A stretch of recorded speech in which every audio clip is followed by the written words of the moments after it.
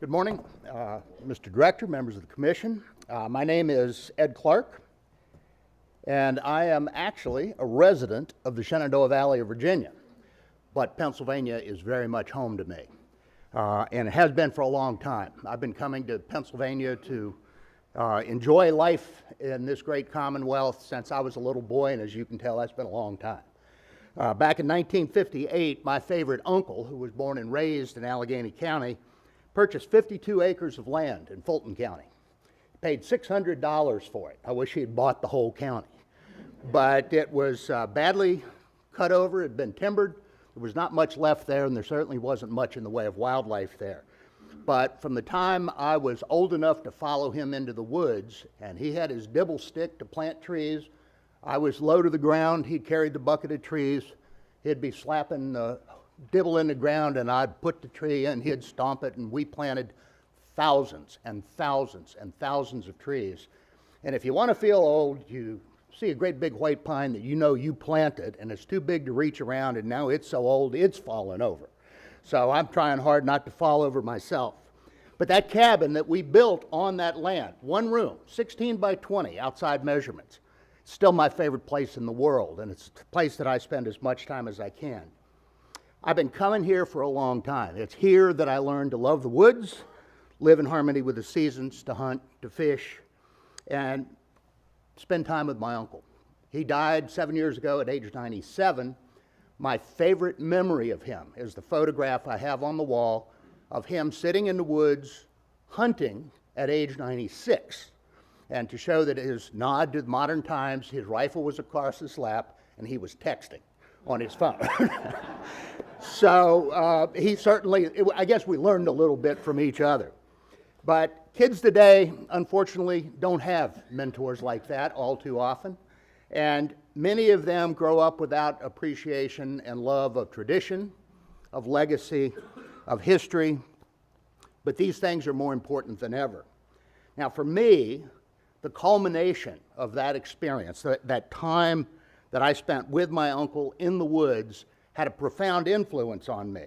While I am here today as a private citizen, my real job, my real life is I'm the president and co-founder of the Wildlife Center of Virginia. We are the largest teaching and research hospital for wildlife medicine in the world. In fact, the veterinarian from whom you heard a little earlier did part of her training at our facility. Your former state wildlife veterinarian, Dr. Justin Brown, also was one of our former interns. So we have something to bring back. Now, my work has taken me to 22 countries around the world where I've worked on protecting wildlife, protecting habitat, and fighting the trafficking in protected species. But a lot of my work has been right here in Pennsylvania. Now, at first it was, of course, the reforestation, conservation, and restoration of our land. But then as a member of Trout Unlimited staff, I worked with conservation leaders in South Central Pennsylvania protecting the spring creeks, developing leadership in the local chapters.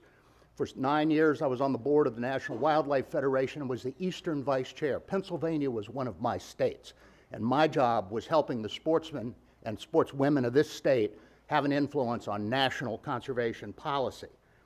Currently, I'm working with members of the PGC staff and with Penn State University on research and study of sarcoptic mange and black bears and bald eagle intoxication by lead.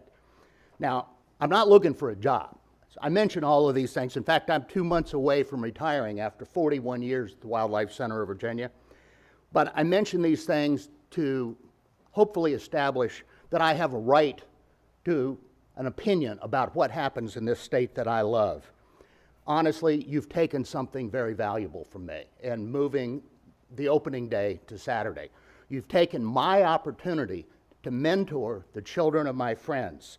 Now, in a political economy, when the government takes something from one group and gives it to another, we call it socialism. If the bumper stickers in the parking lot are any indication, that's not a real popular school of thought in this constituency. But I really want you to please consider re-examining this issue. This opportunity for mentoring for the family environment built my career for me.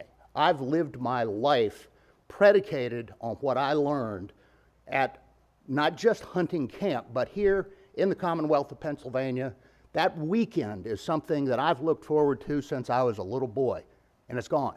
Families don't come anymore. And my wife used to come up, and she's not a big fan of my cabin. She's all hung up on indoor plumbing, I think. But in any case, please consider restoring the Monday opener. Thank you very much.